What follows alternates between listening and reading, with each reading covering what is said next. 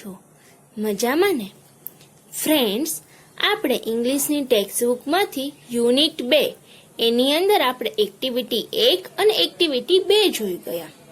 એક્ટિવિટીની 1ની અંદર આપણે શિક્ષક જે છે એ આજની તેમજ પાછલા રવિવારની એની દિનચર્યાની વિગતો કહેશે અને આપણે તેને સાંભળવાની છે અને પોતાની વિગતો કહેવાની હતી. અને એક્ટિવિટી 2ની અંદર આપણને 2 પેરેગ્રાફ ભેગા થઈ ગયેલા હતા અને આપણે છૂટા પાડીને વર્ગીકૃત કરવાના હતા, એટલે કે છૂટા પાડીને 2 પેરેગ્રાફ અલગ અલગ લખવાના હતા. તે આપણે શીખી ગયા. હવે આપણે એક્ટિવિટી 3 થી આજે ભણીશું. Activity 3 I checked it. મેં તે ચકાસ્યું. Once there was an elephant. એક હાથી હતો.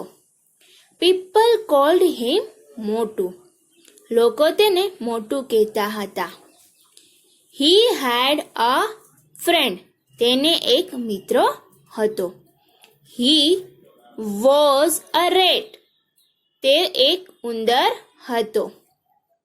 His name was છોટું. તેનું નામ છોટું હતું. Both છોટું and મોટું loved the swimming. છોટું અને મોટું બંનેને તરવું ગમતું હતું.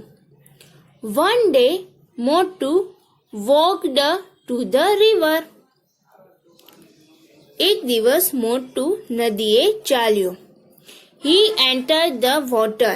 તે પાણીમાં પ્રવેશ્યો. He enjoyed swimming for a long time. તે ઘણો સમય તરવાનો આનંદ માણ્યો. Then Chhotu also arrived there. પછી છોટું પણ ત્યાં આવી પહોંચ્યો. He looked at મોટું and shouted. તે મોટું સામે જોયું અને બૂમ પાડી. મોટું come out for a minute. મોટું 1 મિનિટ માટે બહાર આવ. મોટું આન્સર્ડ, ડોન્ટ ડિસ્ટર્બ મી. મોટુએ જવાબ આપ્યો, મને ખલેલ ન પહોંચાડ. I will not come out, let me swim. હું બહાર નહીં આવું, મને તરવા દે. છોટું શાઉટેડ અગેન. છોટુએ ફરી બૂમ પાડી. કમ આઉટ સૂન. જલ્દી બહાર આવ. આઈ સે. હું કહું છું. મોટું શેડ. મોટુએ કહ્યું, નો I want.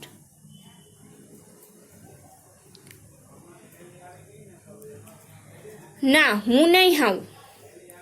Chhotu than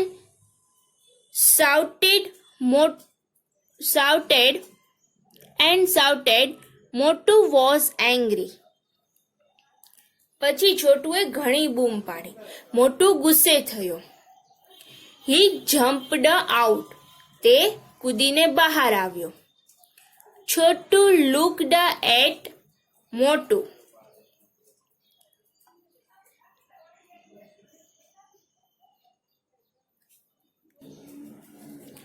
Okay, I am here now. બરાબર, હવે હું અહીં છું. Tell me what's your problem. મને કહે તારી સમસ્યા શી છે? છોટું looked at મોટું and said. છોટુએ મોટું સામે જોયું અને બોલ્યો, It's okay, you can go back now. બરાબર છે, તું હવે પાછો જઈ શકે છે. I am satisfied. મને સંતોષ થયો છે. Go and swim. જા તર. મોટું was very angry. મોટું ખૂબ ગુસ્સે થયો. Satisfied? સંતોષ થયો? He asked. તેને કહ્યું. છોટું replied. છોટુએ કહ્યું, Yes, I am. You are not wearing my swimming suit. હા, મને સંતોષ થયો, તે મારો સ્વિમિંગ સૂટ પહેર્યો નથી. I just checked it. મેં સહેજ ચકાસી લીધું. અહીં જે છે એ સ્ટોરી પૂરી થઈ. ફ્રેન્ડ્સ, હવે આપણને અહીંયા નીચે એક્સરસાઇઝ આપી છે તે જોઈએ.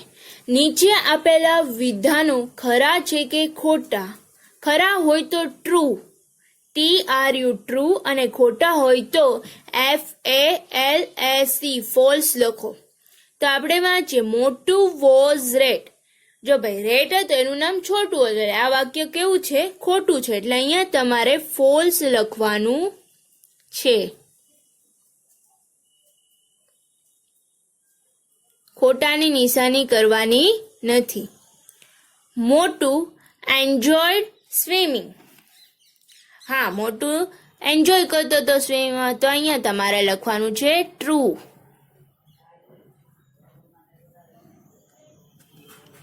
છોટું jumped out of a water. આપણે જોયું વાર્તાની અંદર છોટું બહાર નહોતું આવ્યું, પણ કોણ આવ્યું હતું? મોટું આવ્યું હતું. એટલે અહીંયા શું આવશે? ફોલ્સ.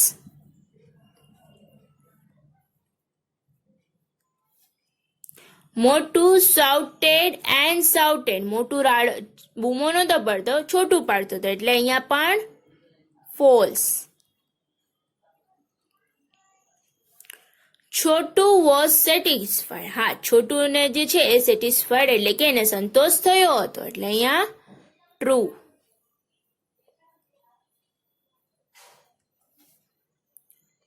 મોટું ચેકડ છોટું સ્વિમિંગ સૂટ. ફોલ્સ. પણ છોટું એ જે છે મોટુંનું સ્વિમિંગ સૂટ ચેક કર્યો હતો, એટલે અહીંયા ફોલ્સ.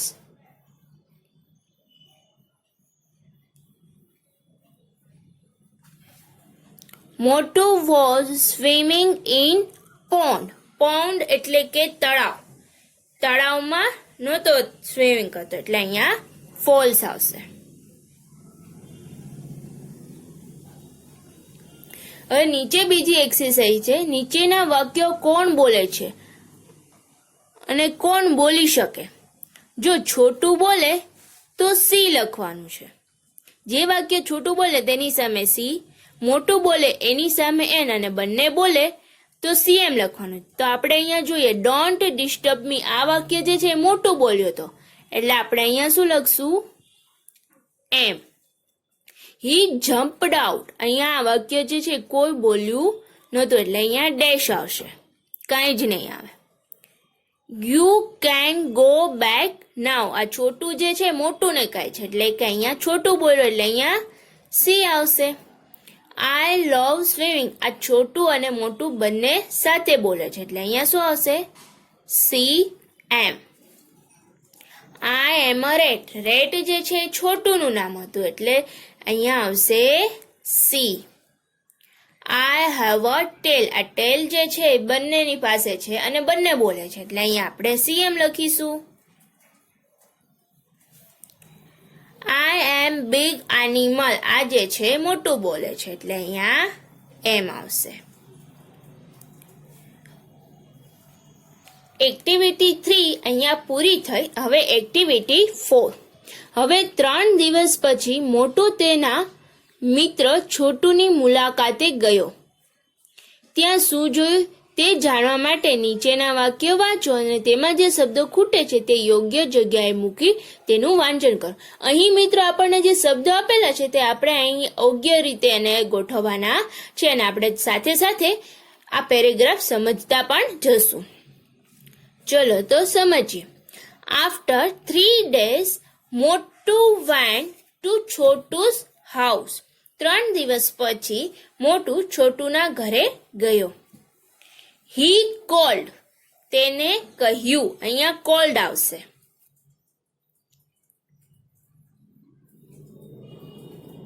તમને ઉપર આપેલું જ છે આ રહ્યું, અહીંયા કોલ્ડ. હાય છોટું, કમ આઉટ. હાય છોટું, બહાર આવ. છોટું વોઝ નોટ એટ હોમ. અહીં જે છે એ વોઝ આવશે. છોટુ ઘરે ન હતો. છોટી હિઝ વાઇફ કેમ આઉટ. છોટી તેની પત્ની બહાર આવી. C sad welcome to mister મોટુ. તેણીએ કહ્યું, શ્રીમાન મોટુ પધારો.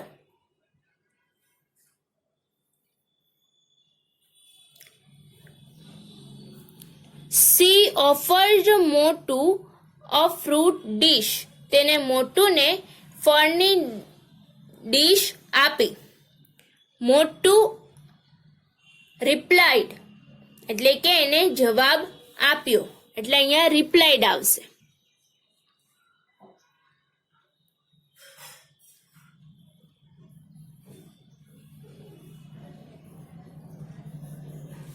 જવાબ આપ્યો, નો થેન્ક્સ, આઈ એમ ઇન હરી. ના આભાર, હું ઉતાવળમાં છું.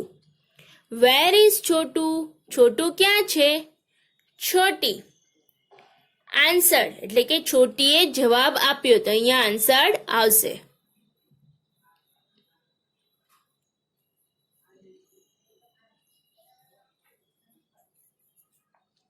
હી ઇઝ એટ વર્ક. તે કામ પર છે. Motu said okay, please give me him this tie. મોટુએ કહ્યું, બરાબર, મહેરબાની કરી આ ટાઈ તેને આપી દેજો. It is a gift for him. તે તેની માટે ભેટ છે. મોટુ રીચડ એટલે અહીંયા આવશે રીચડ.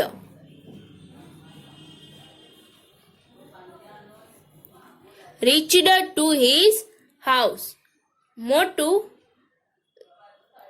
તેના ઘરે પહોંચ્યો. Chhotu returned.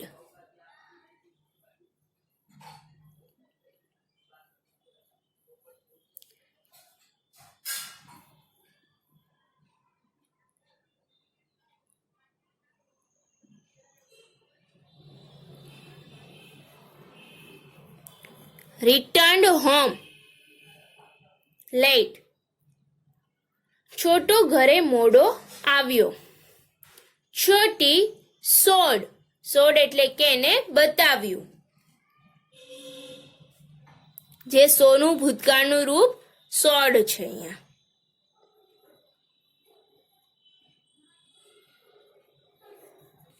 Him the gift. છોટીએ તેને ભેટ બતાવી. હી લાઇકડ. અહીંયા લાઇકડ આવશે. આ પણ જે છે લાઇકનું ભૂતકાળનું રૂપ liked. He liked it very much. તેને બહુ ગમી. હી સેન્ટ એન SMS. તેને મેસેજ મોકલો. Thank you for the blanket. Blanket માટે આભાર. ફ્રેન્ડ્સ, અહીં જે આપણે આ જે ખાલી જગ્યા છે એ તમારે તમારી ટેક્સ્ટ બુકની અંદર અહીંથી જોઈને પૂરી લેવાની છે. હવે આપણે એક્ટિવિટી 5 ને સમજીએ. Activity 5 the rainbow. મેઘધનુષ્ય. આ જે કવિતા લખી છે તેની આ લેખકનું નામ છે ક્રિસ્ટીના રોઝેટી. ક્રિસ્ટીના રોઝેટી નામની વ્યક્તિ આ કવિતા લખી છે.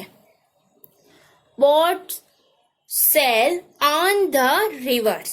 હોડીઓ નદીઓમાં સહેલ કરે છે. And ship sail on the seas. અને વહાણો દરિયામાં સહેલ કરે છે.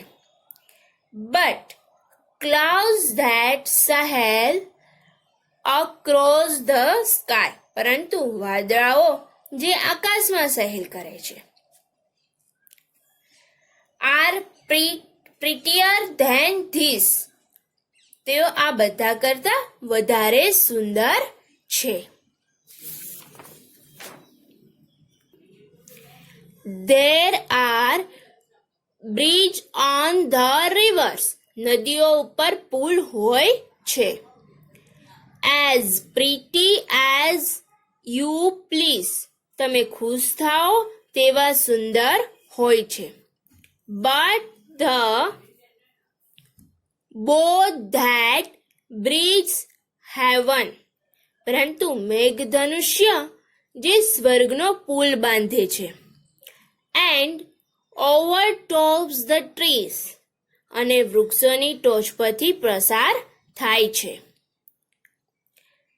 And builds a road from earth to sky, અને ધરતીથી આકાશ સુધીનો રસ્તો બનાવે છે.